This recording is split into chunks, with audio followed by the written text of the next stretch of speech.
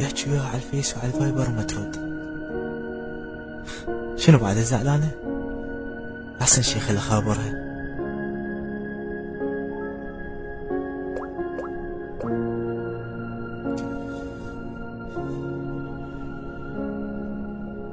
عذرا، رقم الهاتف المطلوب مغلق حاليا، يرجى إعادة المحاولة فيما بعد. كان قافلته، شكلها ما ترد تحكي وياي. يدخل على بروفايلها على الفيس ويشوف صور وكتابات إنا لله وإنا إليه راجعون.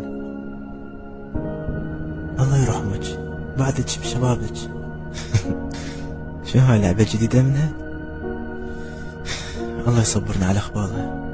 احسن شي خابر اخوتها.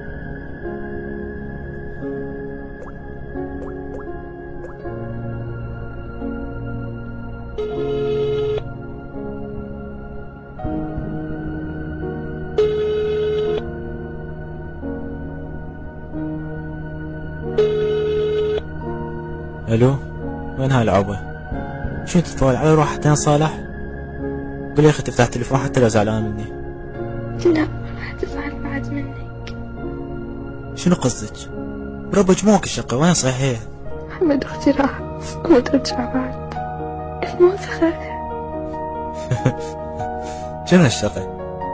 اكيد الشاقون. هاي اللعبة حتى صالحها مو؟ يلا روح صحيح مشتاق لها.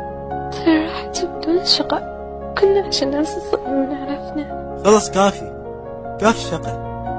قولي أنا آسف، أنا آسف لو زعلتها. ليه ما راح أزعلها مرة ثانية؟